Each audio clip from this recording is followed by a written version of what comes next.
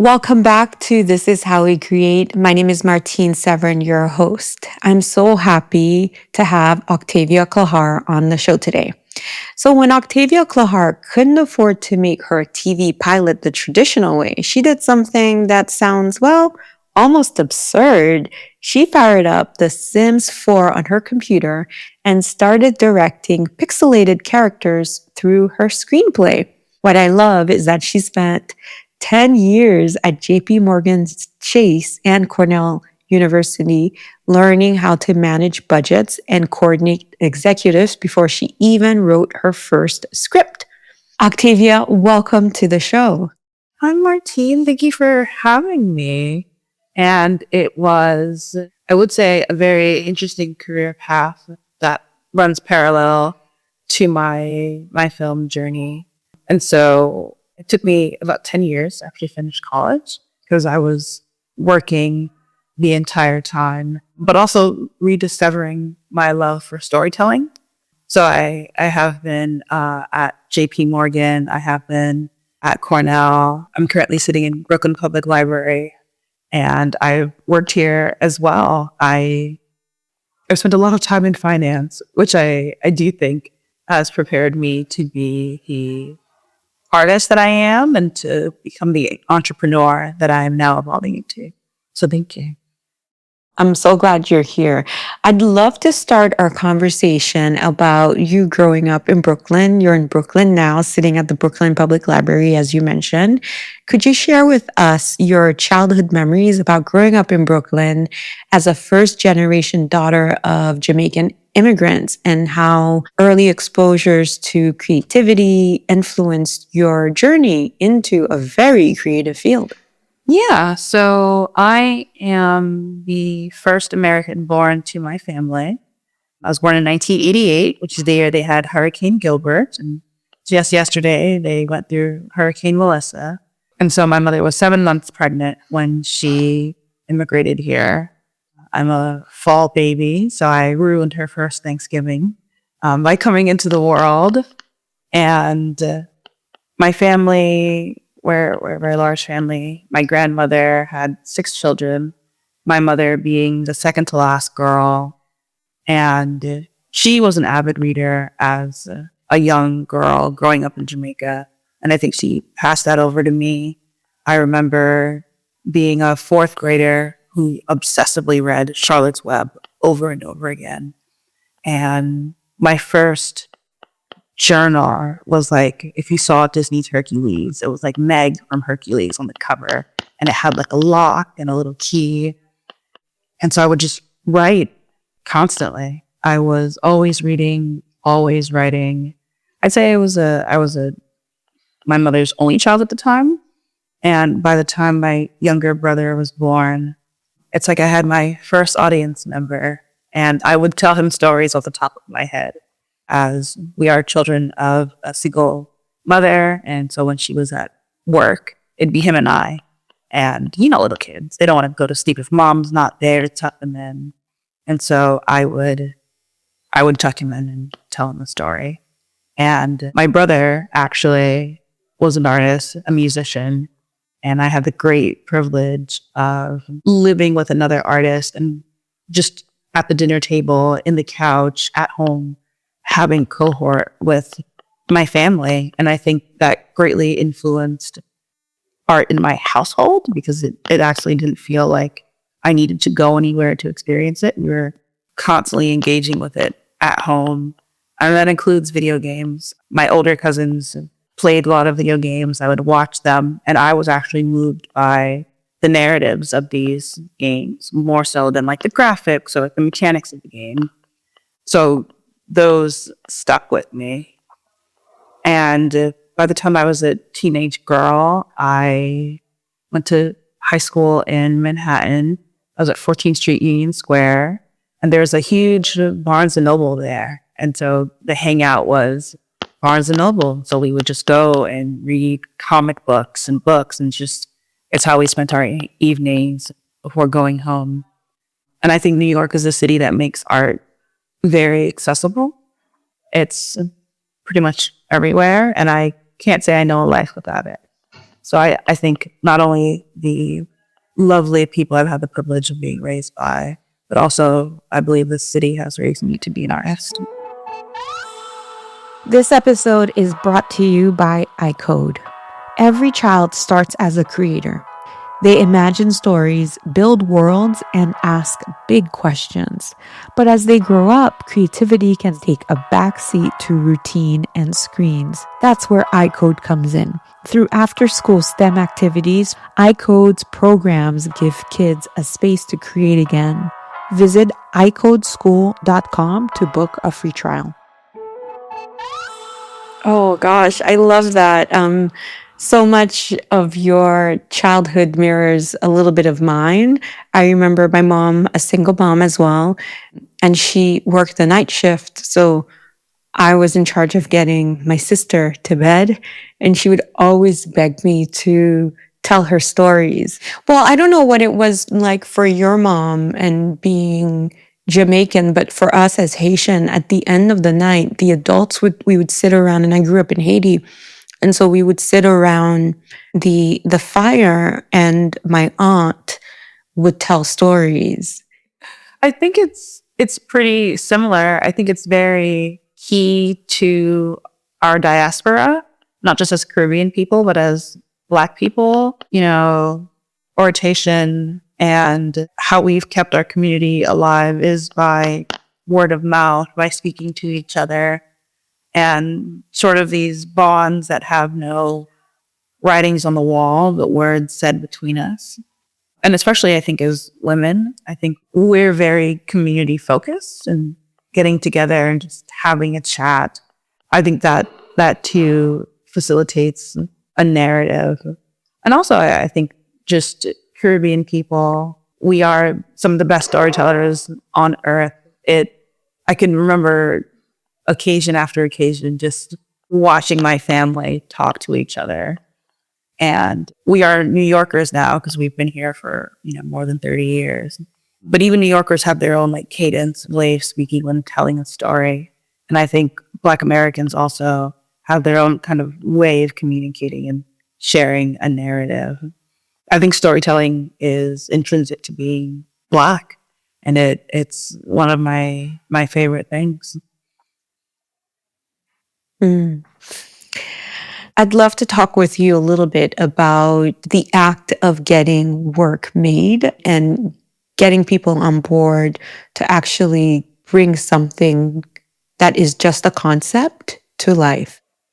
Yeah, I would say after many years of being a filmmaker, the lesson I've learned is you are always pitching yourself. And I think as writers, we have the misnomer that our only job is to sit down and, type away. And that's the only way we can really share our message. But that's not the case. It's very much people become invested in you when they hear your story and they connect with you. In our work, we are hoping to connect someone to the message that we're sharing. But that also happens before you're writing something. It happens in friendships. It happens in romantic relationships, in workplaces. We're just looking for human connection constantly. And the same thing happens in marketing, in pitching yourself. So when you do meet someone and you do have a body of work that really sits on your heart that you very much want to produce, you want to get made, I think all you can be is honest and authentic and communicate. This is a work that you're very proud of. This is a work that you really, really love. This is the story you're looking to tell, but maybe not place so much story into the story you're telling and place it in you. You are the product. You are the brand. You are selling your vision. Because ultimately, a studio is not only interested in the one good idea, they are interested in you becoming a key part in making more fantastic ideas. I'd say my favorite modern artist, who's, a great example of how this works, would be Issa Rae. Insecure is a project that was inspired by her YouTube series, Awkward Black Girl. But she is a creative powerhouse. She's branched out into having restaurants. She's making her own prosecco. She's still producing movies. She's still acting. She's still writing. And all the people that are on her team are not only invested in Insecure, they are invested in the person that told that story. And they are invested in what other stories she's looking to tell.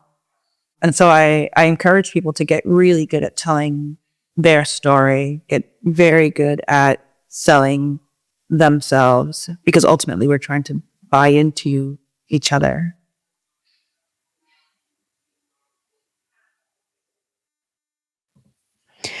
Boy, that sounds like a hard thing to do.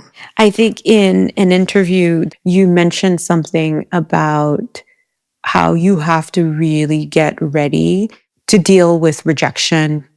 You have to get ready to, kill your darlings and be open to taking notes and be open to doing revisions and revisions after revisions after revisions and that.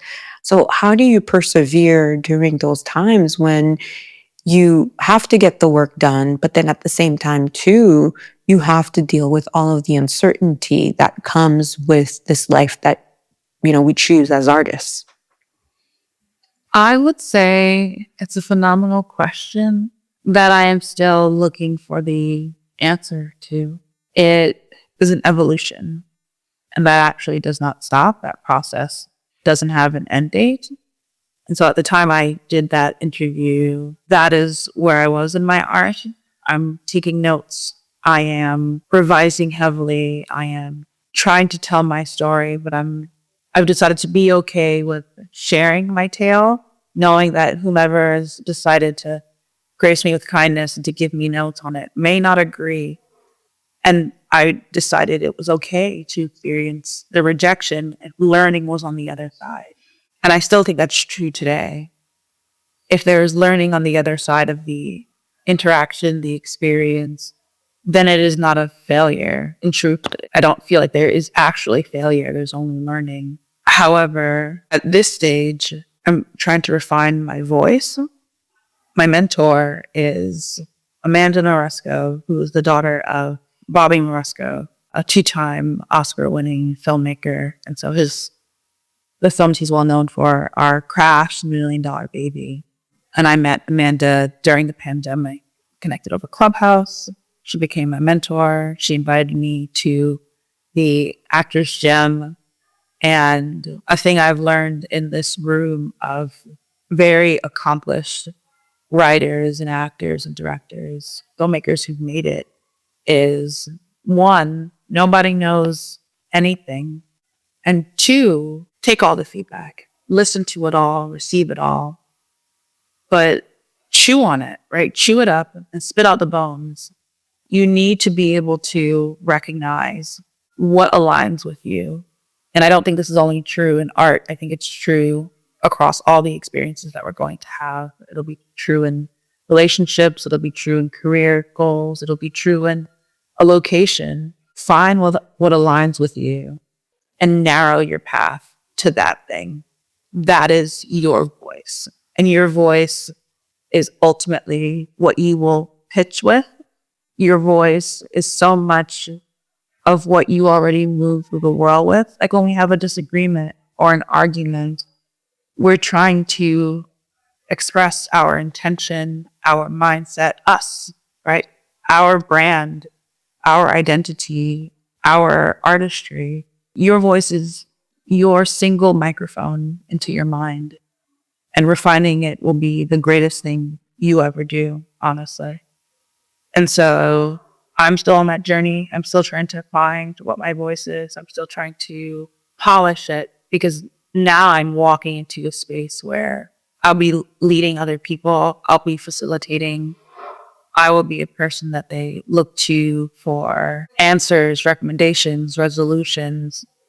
And I would like to be able to communicate confidently what matters to me, what is valuable to me, what my process looks like in the way that we are now, in hopes that it helps someone. And that's all you can do, right? Do your best and then go home. I love that.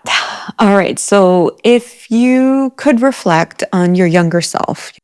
So when I made Uneducated, it was how I comforted myself. Like creating was how I brought myself peace and happiness and joy. And by the time I'm making this project, I'm also like at a loss with what direction I'm going in life. I mentioned before, it took me a decade to finish college. And that's because it was really costly for me. I went to private school. I couldn't afford that private school. And I ended up transferring to CUNY. And I would only attend when I could pay to go to CUNY. And so that is where my decade-long career comes from. I am working in and out of financial firms and various offices while I'm pursuing my education. And by the time I graduate, I'm working at Brooklyn Public Library, which is where we are. I was like, I don't know what comes next. Like, what do I do with myself now? I was in a long-term relationship that was crumbling. I finally graduated college. I didn't know how to proceed forward. And so I was like, well, writing always makes me happy. Playing video games always makes me happy. I'll just do what I've done before and see what happens. And so when I made Uneducated, it was very much about comforting myself.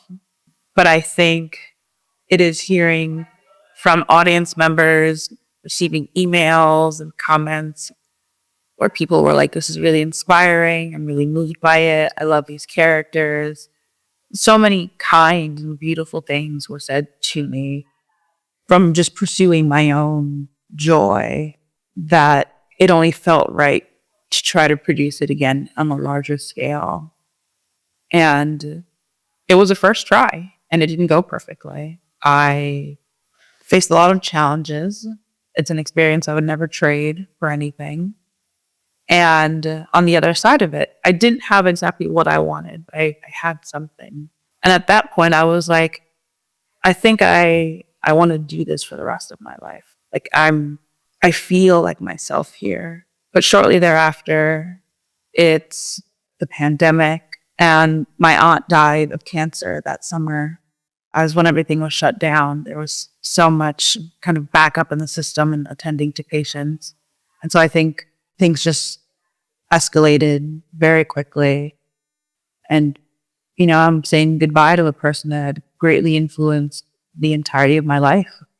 And she said to me at some point before being, too away, I think, to communicate really her own mind, she said, I have a lot of regrets. Don't have regrets. I wanted to live alone and I didn't do that. Don't have regrets. And my aunt was the oldest of my mother's siblings. And so my grandmother was also a single parent with 6 kids. So my aunt became kind of a second mom to her siblings. We put a lot on the back burner for others. I think women were so often told to put everything else on hold for the family. And I don't think she wanted that for me. And I don't think she wanted that for herself. But you do what you believe is right. So at that point, I was like, I'm really going to take this seriously. I'm going to make a portfolio. And at the recommendation of a family member, while I'm developing this portfolio, she was like, project manage your creative life, project manage your screenwriting. And so I would write scripts to draft 2 or write it until I felt it was sellable. And then anything else thereafter. Well, that would have to be after somebody was interested in doing business with me. And it really helped me view my creativity in a very structured way. And I think it also reminded me all the skills that I acquired up until that point could actually go into my filmmaking. I think when you sit behind a desk all day, we kind of mentally check out, right? Like we believe that we're in the hamster wheel and we're going to be there forever. And my younger brother said this to me. He's like, that level of commitment that you have for these jobs that aren't important, have that for your own work.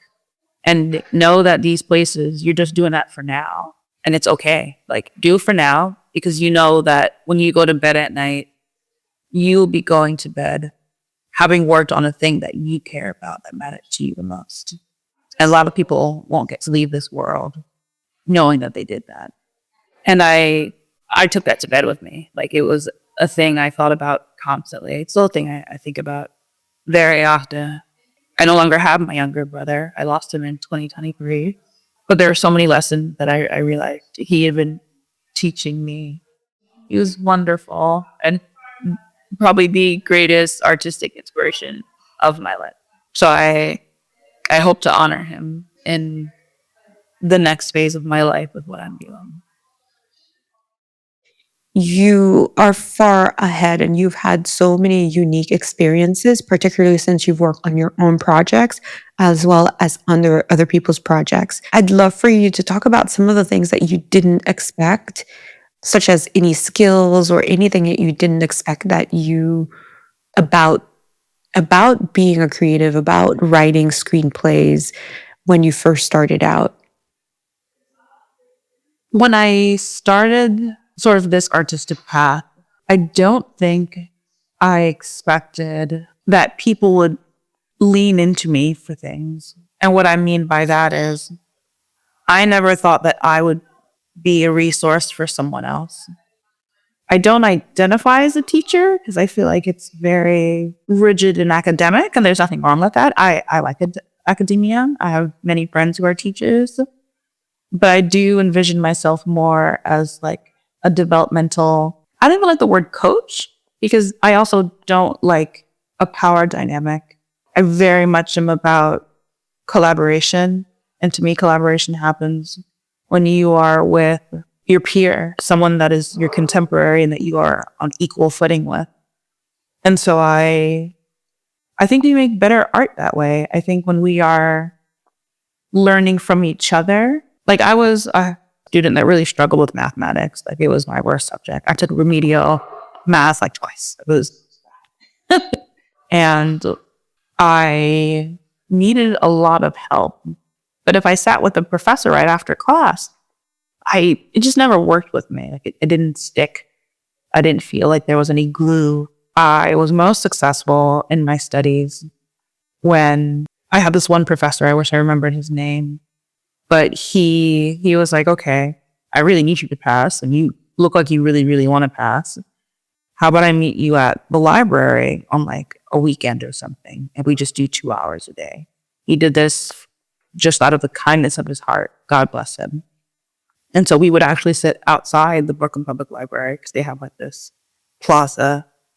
And for like 2 hours on a Saturday morning, we would just, do like iced coffees and just work on the math. And he got great pleasure from doing math. Like, it wasn't just work to him. Like, he really enjoyed it. So I'm the person that definitely says thank you too many times, or I'm sorry too many times. And so I said it even more then. And I was like, I'm so sorry to be ruining your weekend. And he's like, no, you're not ruining my weekend. I would have done this anyway. I like doing math. I like going over these problems with you.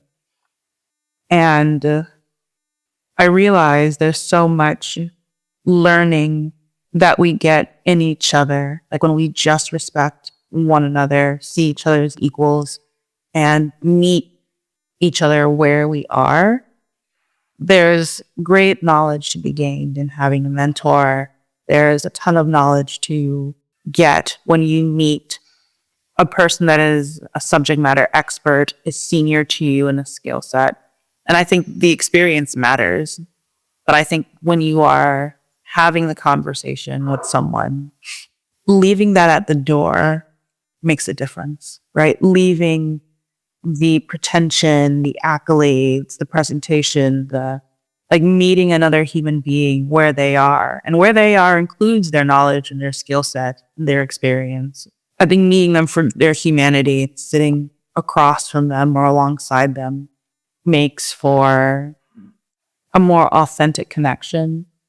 You are resonating with someone, and we're more invested in people we like. Like, it's just how human beings are. We are more invested in people that we like. And December 2019, and I remember it specifically because the pandemic happens, the few months after. But in December of 2019, I went to see Ava DuVernay have a conversation with Harvard professor Sarah Lewis, and they're old friends, and both women are. Sarah Lewis is my Shiraho. Yeah, she's She's incredible. incredible. I just finished The Rise. She's spoken at Brooklyn Public Library maybe 3 or 4 times. Like every time she's here, I'm here like bullet fast. But it was a panel. Sorry, it wasn't a panel. It was a conversation in front of the NYU film students. And Miss DuVernay, when a young Black film student, a young woman, asked her, what do you do when your collaborators, like, they're not like you, they don't look like you, they don't. But I think she was definitely facing the instance of being a young Black woman in a space that just wasn't made for her and didn't have many people who looked like her. And so I think when you are drowned out that much, just in numbers, your voice also gets quieter. And they don't know that they're also contributing to quieting your voice because they have so many voices like theirs, so it's automatically louder, right? Like that disparity. So she asked her what to do when you are collaborating with people who do differ from you so much. How do you get the work made? How do you go forward? And Miss DuVernay said, work with people you like. Work with people you like. You are like, film is laborious. You're going to have 10, 12, 16-hour days. You're going to be in the trenches. You want to be in the trenches with someone you like. And that she would rather work with a DP that she is comfortable with and knows really well versus an Oscar-winning DP or some, critically acclaimed DP. Because you want to spend that much time with a person that you like, that you respect, that you feel equal to. And I find that's a through line in community. We can have varying experiences, we can have varying skill sets, but when we are there in that room, we are truly in cohort. We are consciously making the decision to be amongst people that we deem our equals. And I think we operate very differently in those spaces when we're there. I think we're more intentional. I think so. And I completely agree because I find that on the photography side, you do end up spending so many hours together. And sometimes, I don't know if you've come across this when working with your gaffers, but you are making such tiny, tiny decisions. Like, do we move it over? Do you move the light this way? Do we bounce this way and that way? And what happens when you start working with people that you like and people who like you in return, you anticipate each other's needs in a way that's like a beautiful dance where you don't have to ask, they don't have to ask. There's something that happens. There's a chemistry to it that is really wonderful. And then at the end, you all have a good time, even though you've walked through fields of beautiful flowers and then walk through the muck as it was, up to your chest level. And then the sun is out and then it rains, like you go through this journey together. And if you don't like each other, it makes it very difficult. It does, right? You're less likely to hold on to a thing you don't like, right? It's so easy to let that go. But artists who do like each other constantly make things. As I work on this artistic community and I'm looking to grow it, and when I do tell people about it, I'm like, I hope that this international cohort produces, an artist partnership like Ryan Coogler and Michael B. Jordan, right? These two phenomenal Black male artists are making hit after hit together, and they genuinely like collaborating. You can see it when they're in interviews. You can see it in the work that they produce together. That is the kind of chemistry in the process that I'm hoping to foster. I just think we're better together. The world has become such a hyper individualized place with social media, and we're so reliant on our cell phones for connection. But I think we've gone too far. Like, it no longer feels like a tool. It feels like the source, when really it was supposed to facilitate connecting to people, not discourage us from connecting with each other. And as I develop this space, I really hope people are not only getting the opportunity to make quality art, but like the chance to make lifelong friends, right? Like the opportunity to really meet a person that they feel inspired by. I have a friend. I love him very, very much. He's one of the best artists I've ever met. And we met on a web series. And then he gave me his pilot a little bit after, when we were no longer on the web series. And it was one of the best pilots I had ever read in my life. And I was like, it was so good. And I was so tired that I made the conscious decision to put it down so I could read it with a sharp mind. I was like, this deserves the fullness of my attention. So I'm going to go to sleep and I'll revisit it tomorrow. And when I woke up the next day, I didn't even get out of bed. I was like, all right, I'm awake now. And I jumped right back into reading it.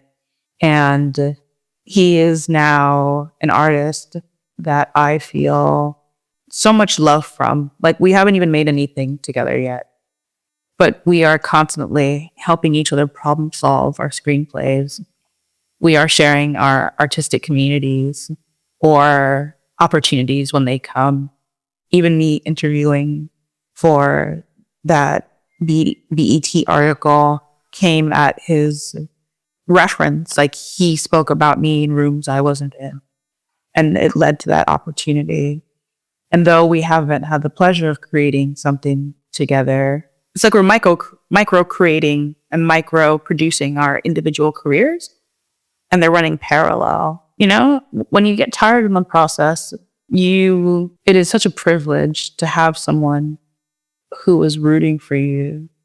No matter where you are in the process, someone is rooting for you. And when you're tired and you can't do it anymore, take a break.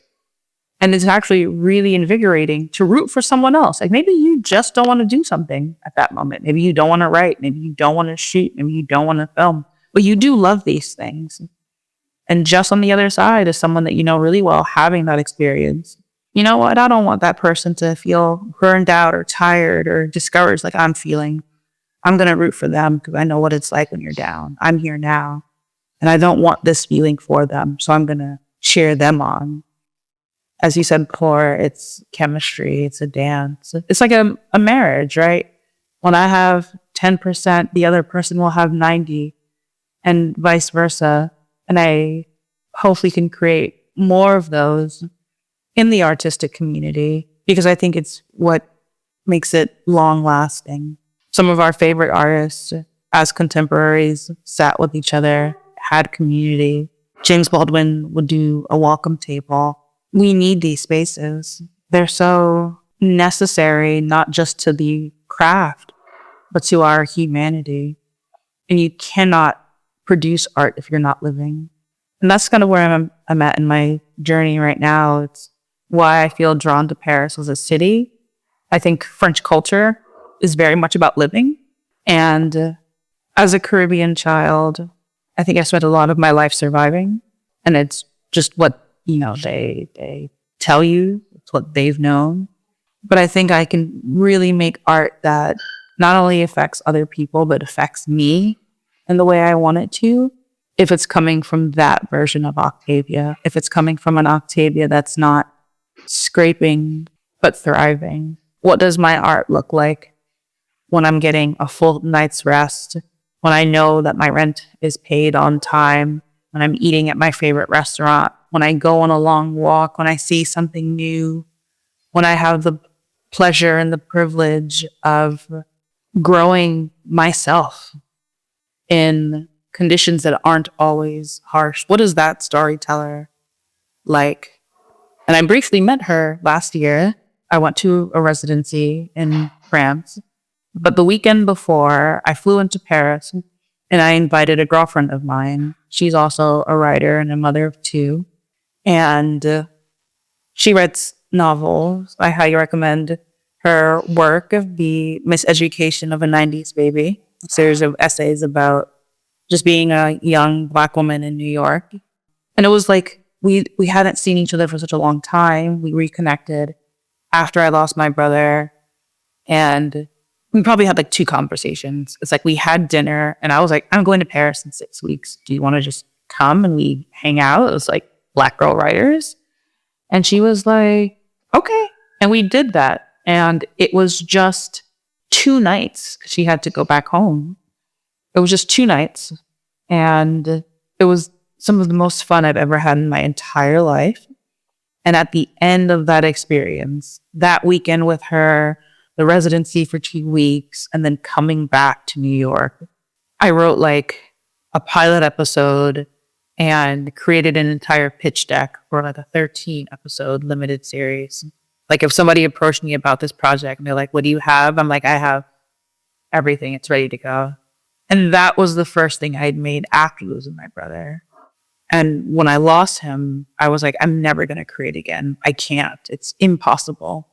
But being in a place where I didn't feel suffocated by my circumstances and was just living, I got to make work I'm really, really proud of. And I want more of that. I think it's exactly what I dream of. Having a great day and then going back to my room or my office and just writing. Why has it taken 36 years to do that? Let it happen tomorrow. Like now I'm ready for it to be the rest of my life. That's beautiful. May it happen over and over and over and over again in the future. May you have days, weeks, months, years like that. Thank you. Sounds like bliss. I wish that for you too. Thank you. Yeah. Oh my gosh. Thank you. Tell us, as we wrap up, tell us a little bit about your community, because I know that you have an online writing, I guess a ride along, if you will, coming up. And so tell us a little bit about that and if you're planning on doing more workshops like that. Yes. So the community I'm growing at this time, when I started it, was called Story Factory. But if you Google it, you'll get a lot of story factories. And as I've been talking to my business partner, we've decided to rename it Story Co-op. It is centered around community, around collaboration. We are very much focused on giving home and space to artists in process. And not only in process, but in facilitating the opportunity to meet more artists like themselves and to start the bonds that make careers.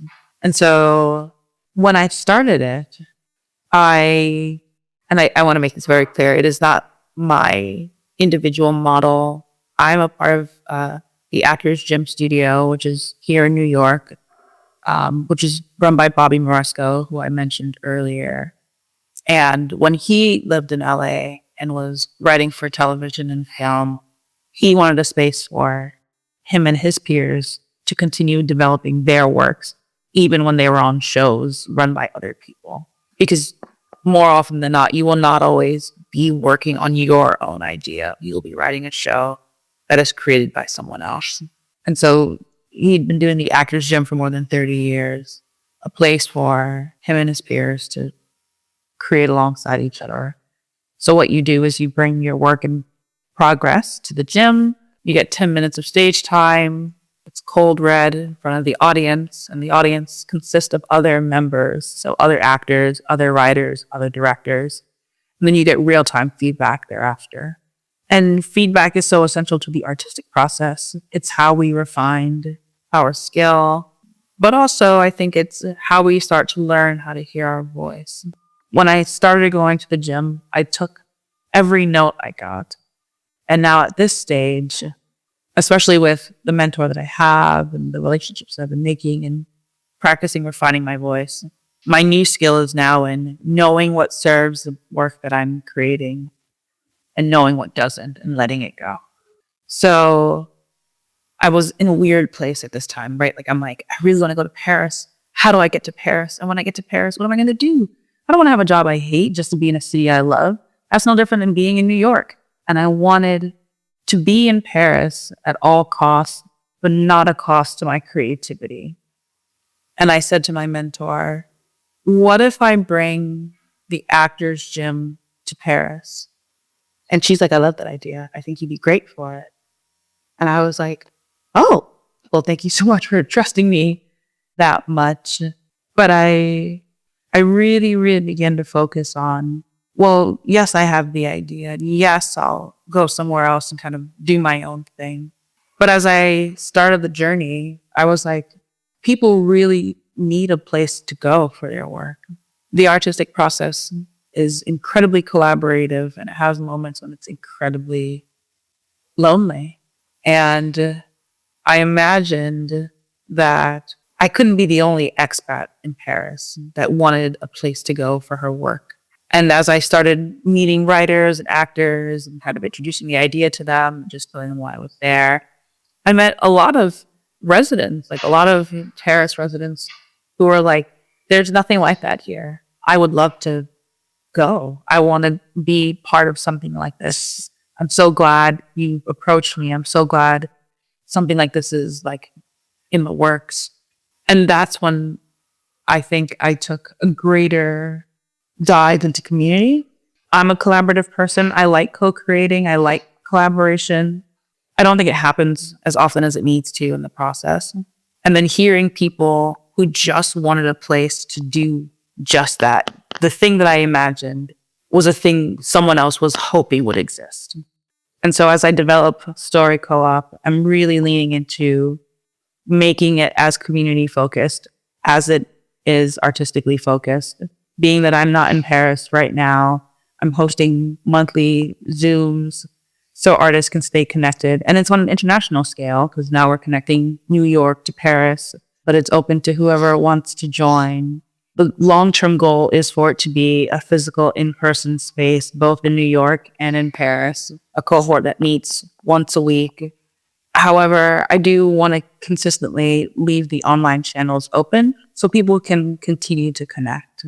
So this weekend, actually, we are just having quiet hours. You just hop online with your blanket and your hoodie and your fuzzy pajamas, or maybe you're in a part of the world that's warm and you get on with just your tank top and your shorts, but you're in a space with people who want to create and people who just want the opportunity to focus on their work and on their craft. So there are people like you, because that's why you're there as well. And to just be together, and not only be together, but the possibility of making a connection to someone that's like yourself, that has a goal that you have, that wants to work on something like you do. You know, if you're able to join Martine, I hope I can have another photographer in the room that you can speak to. I hope I can have, you know, another artist in the room that can help you grow your craft and you can help them grow theirs. I think we need more artistic marriages. And I want to be the minister in that. I wanted to just thank you for your time and your generosity. Thank you so much for coming on the show. Thank you for having me. It's been a pleasant conversation. It's such a pleasure to meet you. Hi there. If you're loving the show, would you mind taking a quick second to leave us a 5-star review on your favorite go-to podcast app? While you're at it, subscribe to our Substack newsletter, Creative Matters. You can find the link to subscribe in the show notes. All right, that's all that I have for you today. Bye.